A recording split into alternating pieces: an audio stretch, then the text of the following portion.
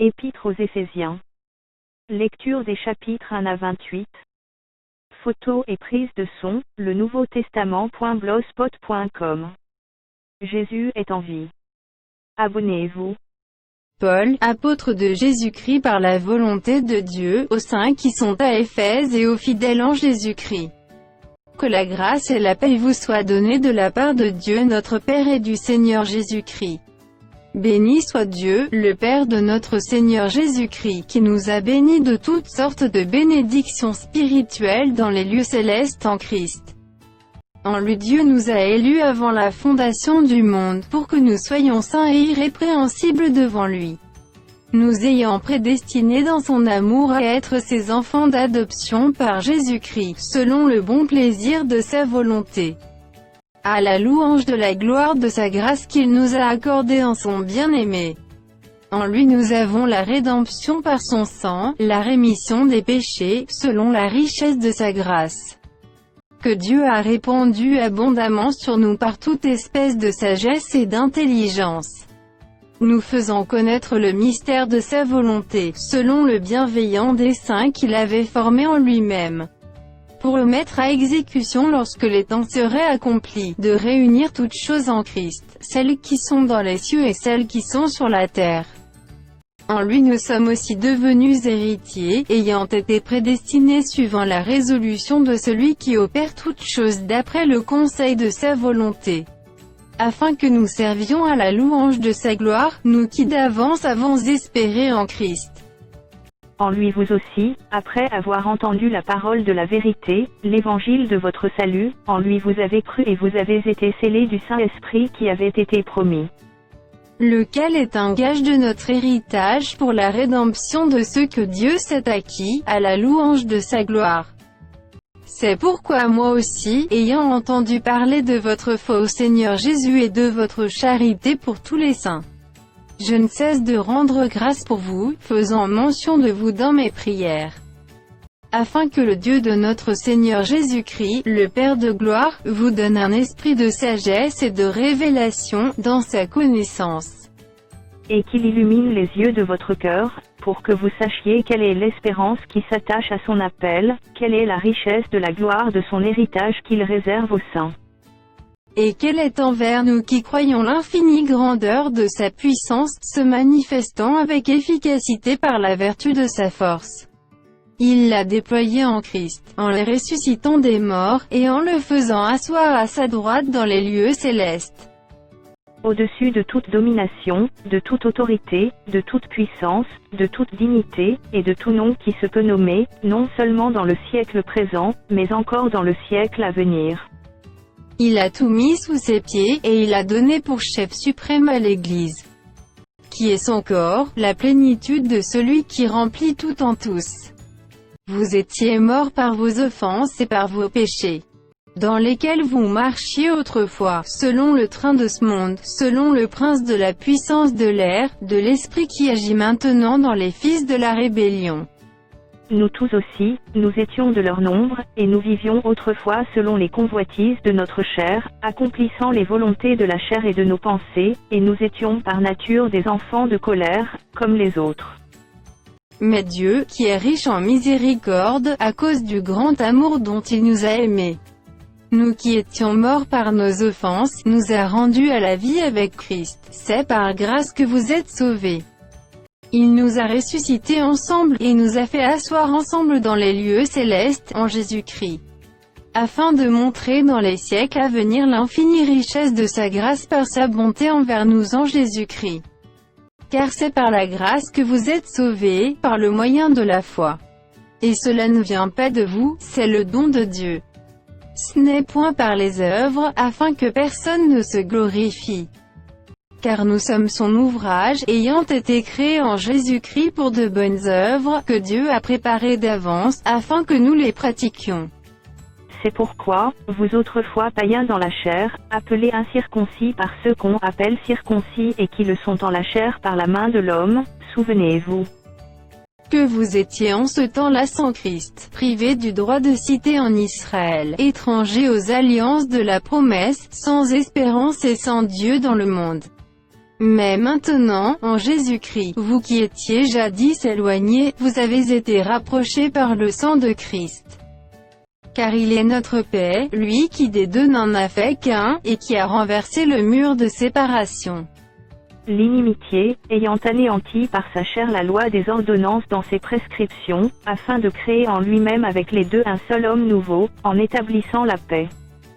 Et de les réconcilier, l'un et l'autre en un seul corps, avec Dieu par la croix, en détruisant par elle l'inimitié.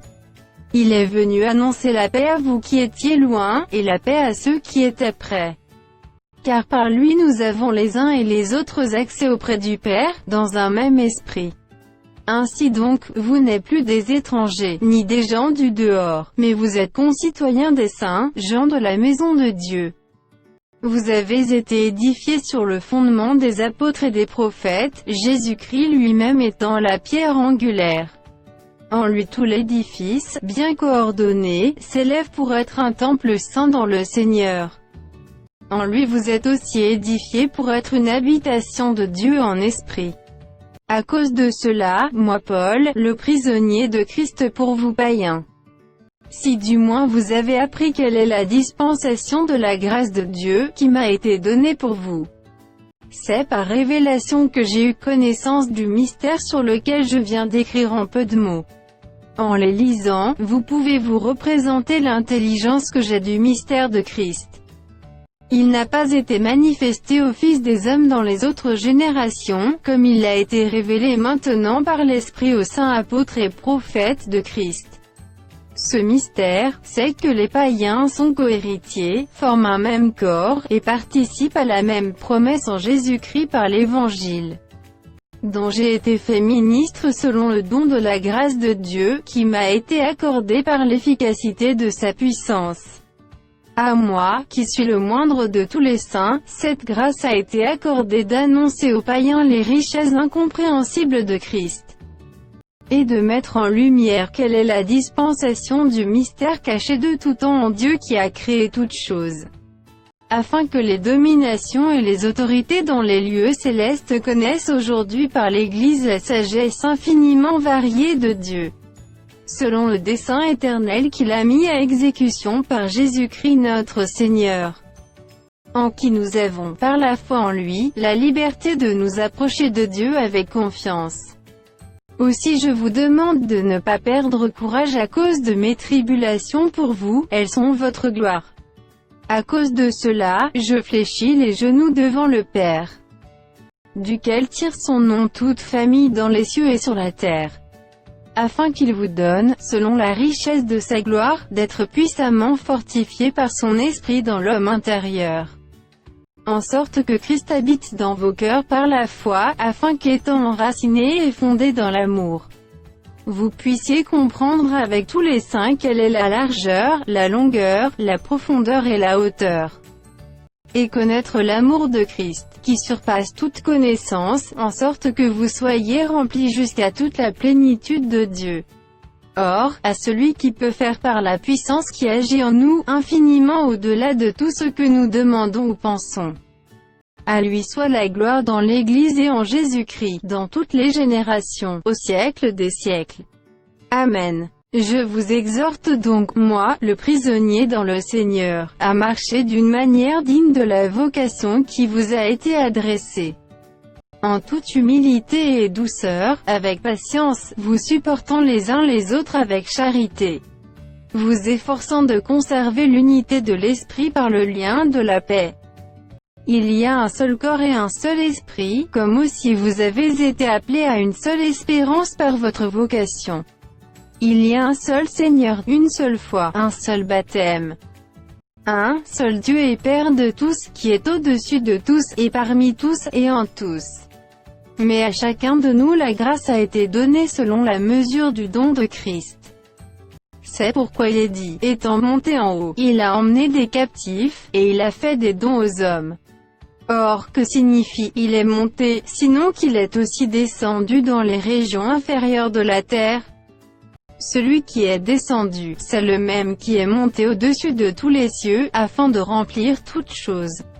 Et il a donné les uns comme apôtres, les autres comme prophètes, les autres comme évangélistes, les autres comme pasteurs et docteurs, pour le perfectionnement des saints en vue de l'œuvre du ministère et de l'édification du corps de Christ, jusqu'à ce que nous soyons tous parvenus à l'unité de la foi et de la connaissance du Fils de Dieu, à l'état d'homme fait, à la mesure de la stature parfaite de Christ.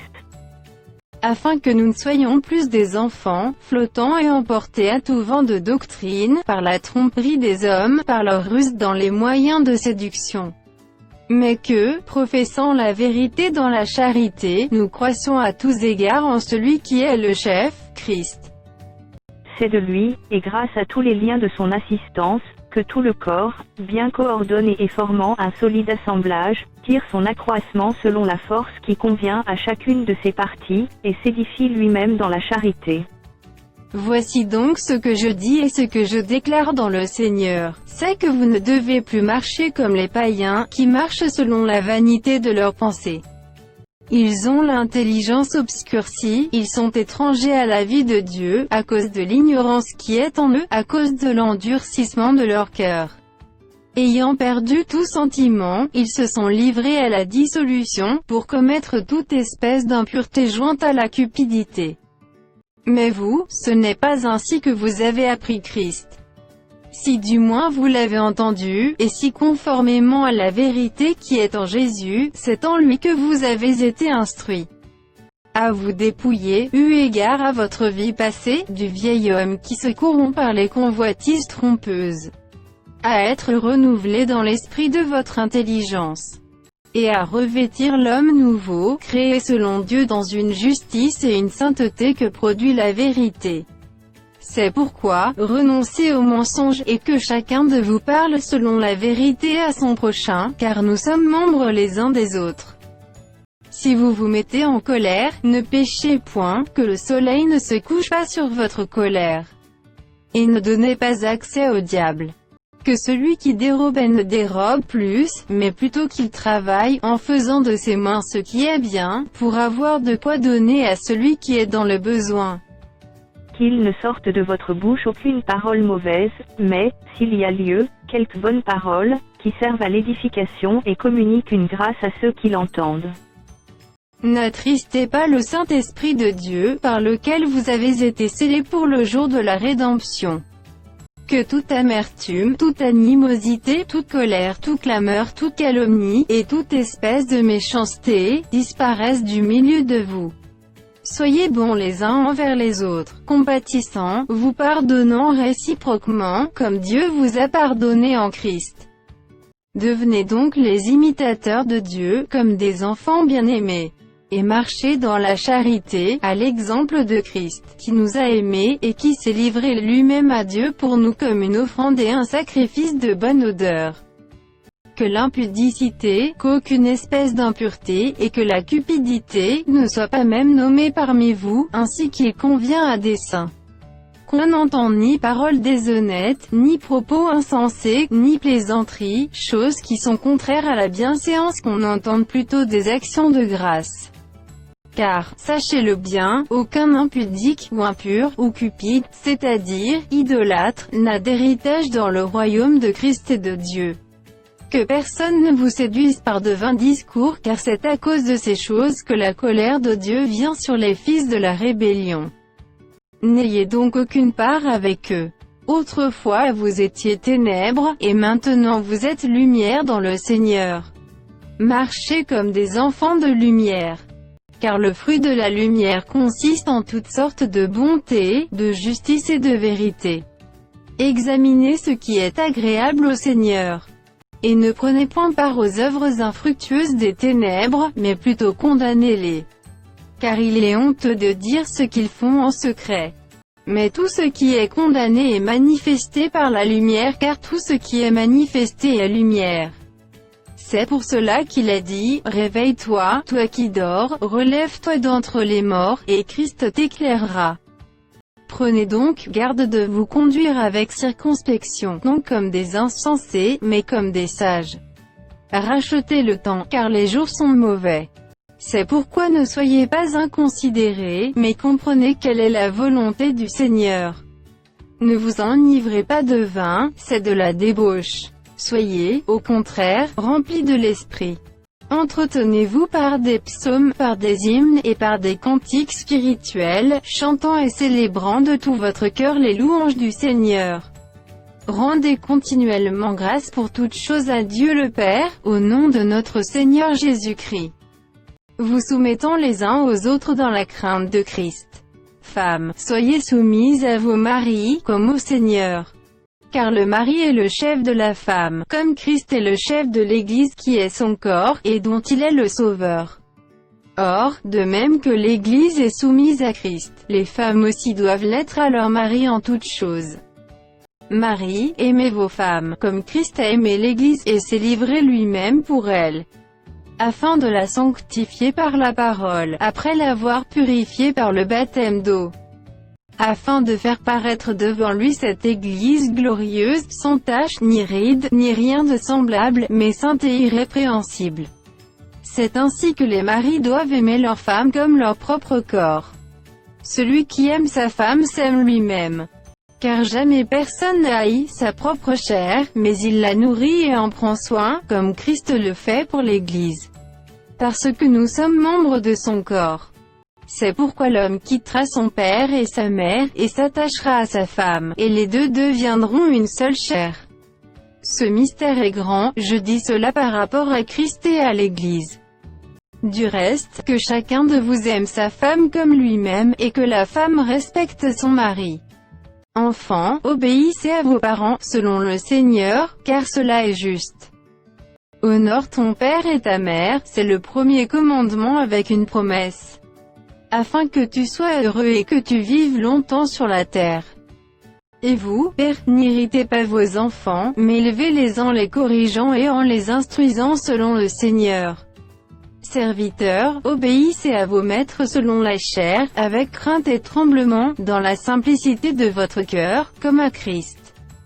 Non pas seulement sous leurs yeux, comme pour plaire aux hommes, mais comme des serviteurs de Christ, qui font de bon cœur la volonté de Dieu. Servez-les avec empressement, comme servant le Seigneur et non des hommes. Sachant que chacun, soit esclave, soit libre, recevra du Seigneur selon ce qu'il aura fait de bien. Et vous, maîtres, agissez de même à leur égard, et abstenez-vous de menaces, sachant que leur maître et le vôtre est dans les cieux, et que devant lui il n'y a point d'acception de personne. Au reste, fortifiez-vous dans le Seigneur, et par sa force toute-puissante. Revêtez-vous de toutes les armes de Dieu, afin de pouvoir tenir ferme contre les ruses du diable. Car nous n'avons pas à lutter contre la chair et le sang, mais contre les dominations, contre les autorités, contre les princes de ce monde de ténèbres, contre les esprits méchants dans les lieux célestes. C'est pourquoi, prenez toutes les armes de Dieu, afin de pouvoir résister dans le mauvais jour, et tenir ferme après avoir tout surmonté. Tenez donc ferme, ayez à vos reins la vérité pour ceinture, revêtez la cuirasse de la justice. Mettez pour chaussure à vos pieds le zèle que donne l'évangile de paix. Prenez par-dessus tout cela le bouclier de la foi, avec lequel vous pourrez éteindre tous les traits enflammés du malin. Prenez aussi le casque du salut, et l'épée de l'Esprit, qui est la parole de Dieu. Faites en tout temps par l'Esprit toutes sortes de prières et de supplications. Veillez à cela avec une entière persévérance, et priez pour tous les saints. Priez pour moi, afin qu'il me soit donné, quand j'ouvre la bouche, de faire connaître hardiment et librement le mystère de l'Évangile, pour lequel je suis ambassadeur dans les chaînes, et que j'en parle avec assurance comme je dois en parler. Afin que vous aussi, vous sachiez ce qui me concerne, ce que je fais. Tychik, le bien-aimé frère et fidèle ministre dans le Seigneur, vous informera de tout. Je l'envoie exprès vers vous, pour que vous connaissiez notre situation, et pour qu'il console vos cœurs. Que la paix et la charité avec la foi soient données aux frères de la part de Dieu le Père et du Seigneur Jésus-Christ. Que la grâce soit avec tous ceux qui aiment notre Seigneur Jésus-Christ d'un amour inaltérable.